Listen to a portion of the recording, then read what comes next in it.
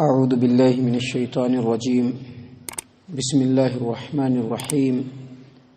قالوا یا شعیب اصلاتك تأمرك ان نترك ما يعبد آباؤنا او ان نفعل في اموالنا ما نشاء انك لأنت الحلیم الرشید قال یا قوم ارأيتم ان كنت على بینة من ربی ورزقنی منه رزقا حسنا وما اريد ان اخالفكم الى ما انهاكم عنه ان اريد الا الاصلاح ما استطعت وما توفیقی الا باللہ علیہ توکلت والیہ انیب۔ محترم سامعین اکرام، سورہ ہود سورہ نمبر 11 اور اسی صورت سے ابھی آپ کے سامنے آیت نمبر 87 88 80 پر 7 80 پر 8 یہ دو آیات تلاوت کی گئی ہیں۔ محترم سامعین اکرام، شعیب علیہ السلام اور ان کی قوم کا واقعہ آپ کے سامنے پیش کیا جا رہا ہے، اور کل کے درس میں بتلایا گیا تھا کہ شعیب علیہ السلام نے جب اپنی قوم کے اندر شرک و بت پرستی کے علاوہ ناپ تول کے اندر جو کمی بیشی ہوتی ہے اس بیماری کو دیکھا، اس کے علاوہ تجارت و کاروبار کے اندر لوگوں کو دھوکہ دینے کے جو ہتھ کنڈے ہیں ان کی قوم اختیار کرتے تھے، تو ان کو سمجھاتے بجھاتے ہوئے کہا کہ اللہ کے علاوہ کوئی عبادت کے لائق نہیں، اور دیکھو کاروبار کے اندر ایمانداری اختیار کرو، لوگوں کے ساتھ حسن سلوک اور خیر و بھلائی کے ساتھ کاروبار کرو، اللہ تبارک و تعالیٰ کی طرف سے جو منافع تم کو ملے گا وہی تمہارے لیے خیر ہے اور بہتر ہے اگر تم ایمان والے ہو۔ تو جب انہوں نے اپنی قوم کو شرک و بت پرستی سے روکا، ان کے اندر جو بیماری تھی، ان کے اندر جو برائیاں تھیں، کاروبار کے اندر جو دھوکہ دری فراڈ وغیرہ تھا، ان کی طرف جو انہوں نے اشارہ کیا، تو ان کی قوم کے لوگوں نے کہا یا شعیب، اے شعیب، اصلاتک تأمرک ان نترک ما یعبد آباؤنا او ان نفعل فی اموالنا ما نشاء انک لانت الحلیم الرشید۔ انہوں نے کہا کہ اے شعیب، کیا تمہاری نماز تم کو یہی سکھلاتی ہے کہ ہم اپنے آباء و اجداد کو چھوڑ دیں اور ہم اپنے مال میں جیسے چاہے اختیار نہ رکھیں؟ بے شک اس سے پہلے تو تم بڑے ہی بردبار اور بہت ہی بھلے آدمی تھے۔ یعنی یہاں پر ان کی قوم نے شعیب علیہ السلام سے پوچھا کہ تم جو نماز پڑھتے ہو، اللہ کے لیے جھکتے ہو، اللہ کی عبادت کرتے ہو، کیا تمہاری عبادت، تمہاری نماز تم کو یہی سب باتیں سکھلاتی ہے کہ تم ہم کو روکو؟ دراصل نماز ایک ایسی عبادت ہے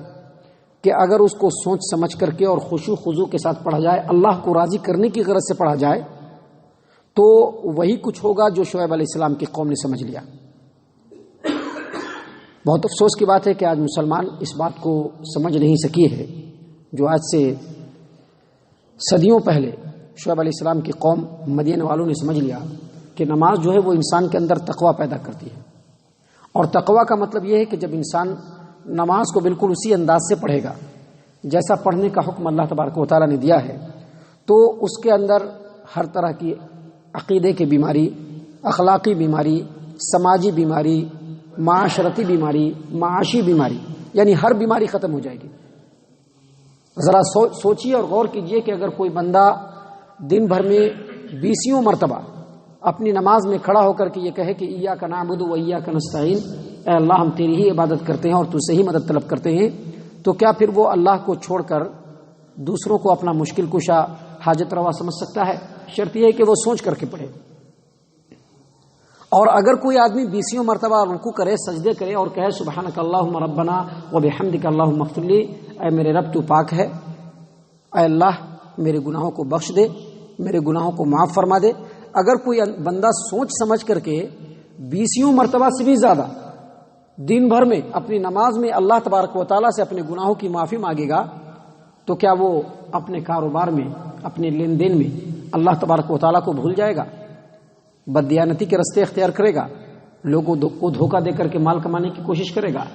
ماپ تول میں کمی بیشی کرے گا؟ ایسا کبھی نہیں کر سکتا ہے۔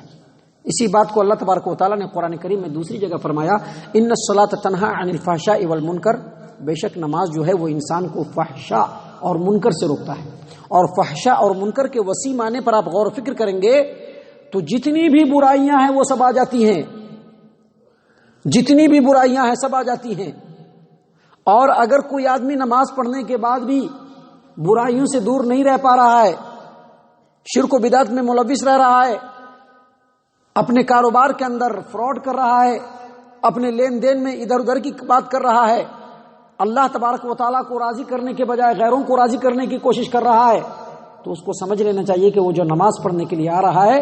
وہ بیکار ہے، اس کے لیے ویسٹ ٹائم ویسٹ کر رہا ہے۔ وہ نماز پڑھنے کا مطلب ہے کہ برائی سے بندہ دور ہو جائے، اور اگر برائی سے بندہ دور نہیں ہو رہا ہے تو اس کی نماز اس کے لیے ویسٹ ہے، وہ بیگار کر رہا ہے۔ اسی بات کو ان کی قوم نے سمجھ لیا اور کہا کہ اے شعیب، کیا تمہاری نماز تم کو یہ سکھلاتی ہے، یہ بتلاتی ہے کہ ہم اپنے آباء و اجداد کے کیے ہوئے، ہمارے آباء و اجداد جن بتوں کی پوجا کرتے تھے ان کو ہم چھوڑ دیں؟ او ان نفعل فی اموالنا ما نشاء، اور جو ہمارے مال ہیں اس میں ہم جیسے چاہے اختیار سے اس کو خرچ نہ کریں؟ کیا تمہاری عبادت یہ سکھلاتی ہے؟ دراصل مال میں تصرف اپنی مرضی سے کرنے کا مطلب یہ ہے کہ ہم جیسے چاہے کما لیں، جدھر سے چاہے کما لیں اور جدھر چاہے خرچ کر لیں۔ تم نماز پڑھ رہے ہو، نماز پڑھو، تمہاری نماز سے ہم کو کوئی مطلب نہیں، اپنی نماز اپنے پاس رکھو، اپنی نماز کو دوسروں پر لاگو مت کرو۔ نماز پڑھ رہے ہو، نماز پڑھو، ہمارے ساتھ رہو سہو، جیسے ہم کر رہے ہیں کرنے دو، تم اپنا کام کر لو بس۔ دراصل یہی وہ بیماری ہے جو اس زمانے میں بھی لوگوں نے سمجھا تھا، اور یہی وہ بیماری ہے جو آج کے زمانے میں بھی لوگ سمجھ رہے ہیں، ماڈرن زمانے میں، ذرا پڑھے لکھے زمانے میں، کہ ہمیں اپنی نماز پڑھ لیتی، ہمیں اپنا کام کر لیتی، باقی سماج و معاشرہ چولہے بھاڑ میں جا رہا ہے، ہمیں ان کے ساتھ کھا لیتی، پی لیتی، رہ لیتی، سہ لیتی، سارا کام کر لیتی۔ دراصل یہ نہیں ہے نبی کا جو منہج ہے وہ یہ نہیں ہے۔ نبی کا منہج یہ ہے کہ جو چیز ہمارے اندر آیا ہے وہ چیز ہمارے سماج میں بھی آنا چاہیے، جو چیز ہمارے اندر آیا ہے وہ ہمارے گھر میں بھی آنا چاہیے، جو چیز ہمارے اندر آیا ہے وہ ہمارے رشتوں اور ناتوں میں بھی آنا چاہیے۔ اگر نہیں آتا ہے تو جو نبی کا منہج ہے وہی منہج اختیار کرنا ہوگا، وہی منہج اختیار کرنا ہوگا۔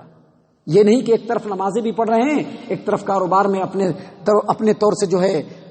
اپنا جو کاروبار ہے وہ بھی کرتے چلے جا رہے ہیں۔ ایک طرف نماز بھی پڑھ رہے ہیں اور برائیوں میں مشغول ہیں، ایک طرف نماز بھی پڑھ رہے ہیں اور شرک و بدعات اور خرافات کے محفل میں بھی شامل ہو رہے ہیں۔ ایسا نہیں ہو سکتا ہے میرے دوستو، ایسا نہیں ہو سکتا ہے، ایسا نہیں ہو سکتا ہے۔